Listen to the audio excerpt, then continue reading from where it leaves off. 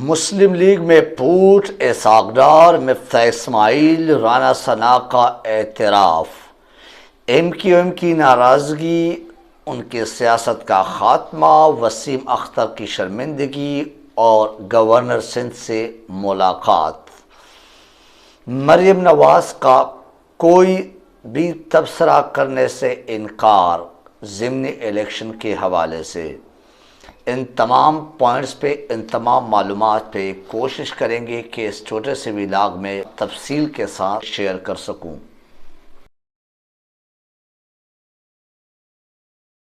مسلم league میں پوٹ اور مسلم league میں کوئی بھی اپنے اوپر اس ضمنی الیکشن کی ناکامی پلس حکومت کی ناکامی اور عوام کو ریلیف دینے میں جو ناکامی، ان تمام ریزنز کے، ان تمام کے جو اسباب ہے، ان تمام کے جو ذمہ داران ہیں وہ کون ہے؟ ڈیفینیٹلی پی ڈی ایم میں سب سے فرنٹ فٹ پہ جو ہے وہ پی ایم ایل این ہے۔ پی ایم ایل این نے اس حکومت کو ایکسیپٹ کیا اور لیڈ کیا، ایون دو کہ وہ خود کہتے ہیں کہ ہمیں بڑے مشکل وقت میں حکومت ہاتھ میں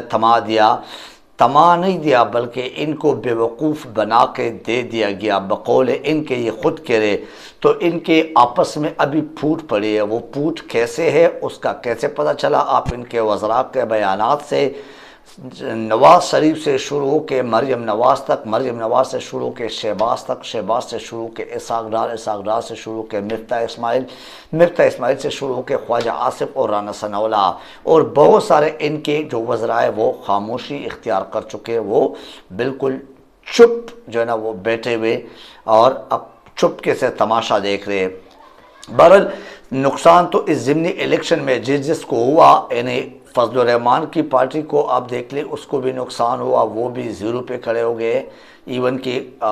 کے پی کے میں ان کے اچھا خاصا ووٹ بینک تھا، وہ زیرو پہ کھڑے ہو گئے۔ اس کے بعد ان کے سیاست کا جنازہ نکلا، وہ بھی دیکھ لے، کیونکہ غلط کا انجام غلط ہی ہوتا ہے اور وہ نقصان ہی ہوتا ہے۔ حقیقت میں جو نقصان ہے، لانگ ٹرم کا جو نقصان ہے، وہ اس غلط کا ہوتا ہے جس نے غلط راستہ اختیار کیا ہو اپنے چھوٹے سے مفادات کے لیے۔ پی ایم ایل این کے اور پی پی پی کے نو ڈاؤٹ بڑے بڑے مفادات بھی اس میں تھے، لیکن اس کا انداز اور اس کا راستہ غلط اختیار کیا گیا تھا۔ بہرحال خواجہ آصف کے نزدیک بہت جلد آرمی چیف کے نام کا کہ جو ہم اعلان کریں گے۔ یہ اعلان کیسے کریں گے؟ شہباز شریف سے تو یہ ہو نہیں سکتا کہ وہ اکیلے میں اتنے بڑے پوسٹ کا فیصلہ کر سکے اس طرح۔ میں آپ کو یہ پچھلے ولاگ میں بھی کہہ چکا ہوں ان تمام باتوں پہ کہ ان سے اتنے بڑے پوسٹ پہ تعیناتی ہو نہیں سکتے، یہ بہت ذمہ دارانہ ایک کام ہے۔ یہ ایسے بونگی مارنے والے وزیر اعظم یا وزیر داخلہ یا آپ کہہ سکتے ہیں کہ وزیر دفاع، ان کا کام نہیں ہے، کیونکہ وہ یہ کر ہی نہیں سکتے۔ وجہ کیا ہے کہ پی ایم ایل این کے نزدیک ان کو اسٹیبلشمنٹ کے لوگوں نے کہا کہ عمران خان صاحب اپنا آرمی چیف لا رہے اور آپ جلد از جلد حکومت کے لیے کوئی راستہ بنائیں، مینس کوئی دو نمبر ہی کرو۔ آپ یہ نو کانفیڈنٹ ووٹ جو لایا تھا، یعنی جیسے آپ کہہ سکتے ہیں کہ جو عدم اعتماد کا جو ووٹ لایا تھا، جو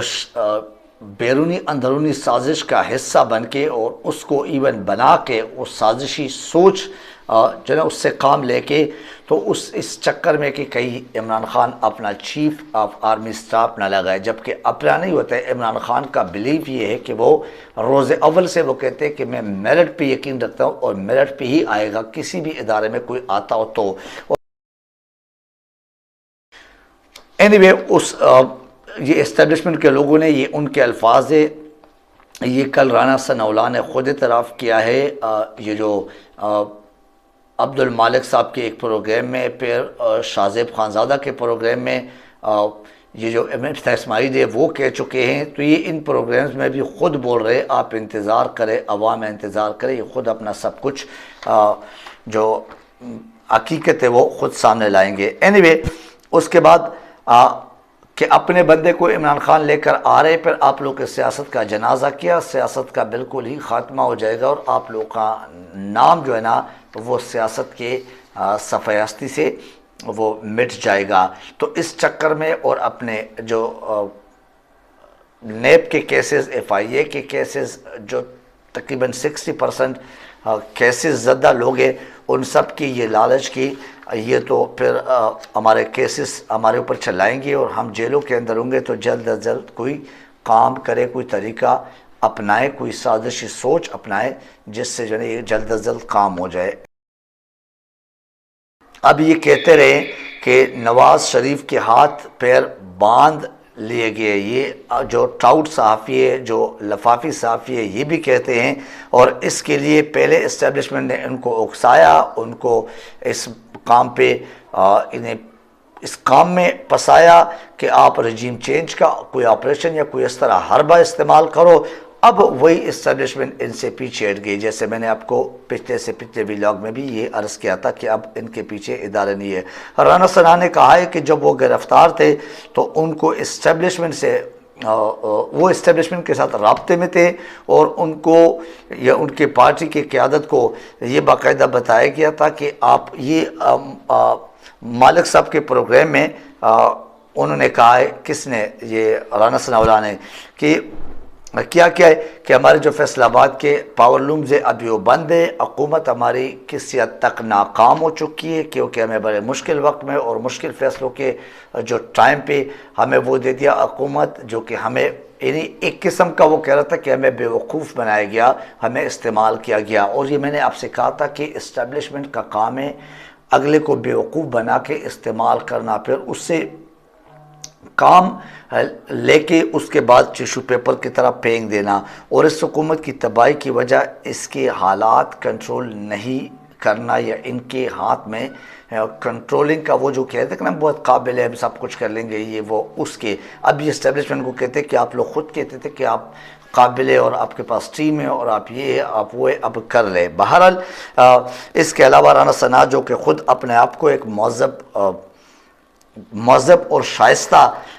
سیاستدان اور شائستہ زبان والے اپنے آپ کو سمجھتے ہیں، تو اس پہ کیا ہے، وہ پی ٹی آئی اور عمران خان کو گالی گلوچ کی سیاست کرنے والا سیاستدان کہتے ہیں۔ انہوں نے پی ٹی آئی کے ورکر کو یوتیا، جو کہ ایک گالی کے سلسلے میں استعمال ہوتا ہے، تو یوتیا کے اس پہ جو نا وہ کہہ کر اپنے ورکرز کو ہدایت کی ہے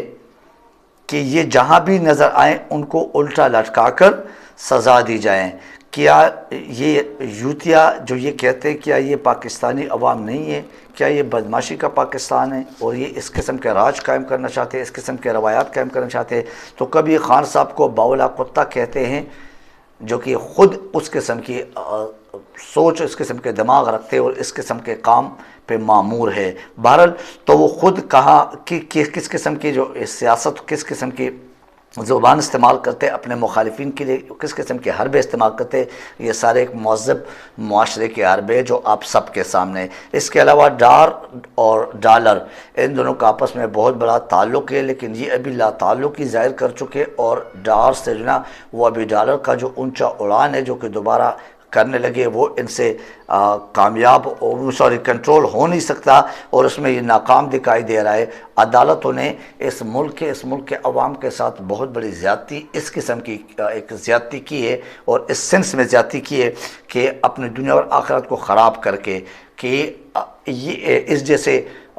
یعنی کرپٹ ترین لوگوں کو، چور لوگوں کو، ڈاکو لوگوں کو، پاکستان کے خزانہ چوری کرنے والے لوگوں کو ہمارے اوپر مسلط کیا گیا، اور اب انہی سے یہ جو جس کے لیے لائے تھے، جس لالچ میں ان کو لائے تھے، وہ کام بھی ان سے نہیں ہو رہا ہے۔ بہرحال مفتی اسماعیل نے خود یہ تنقید کرتے ہوئے کہا ہے کہ پیٹرول پر ٹیکس نہ لگا کر ڈار نے IMF کی شرائط کی خلاف ورزی کی ہے، جس کا خمیازہ پورے ملک کو بھگتنا ہوگا۔ تو اس کا مطلب ہمیں ہی سب کچھ بھگتنا ہوگا۔ پھر ان کی ایم بھی پریشان ہے، کیونکہ کراچی میں جہاں ان کو 1 سے 1.5 لاکھ ووٹ ملنی تھی اور لوگ خیرات میں دیتے تھے، خاص کر کولنگی ان کا گھر سمجھا جاتا ہے، کولنگی اور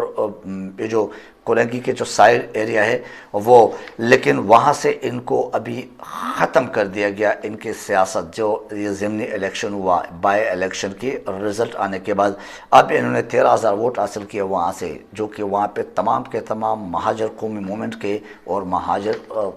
بھائی اور بہنیں وہاں موجود ہے، وہاں پہ جو رہائشی ہے، وہاں پہ جو میجورٹی ہے. اینی وے اس کا مطلب ہے کہ ان کے سیاست کا خاتمہ کر دیا. یہ زرداری نے اور پی ایم ایل این نے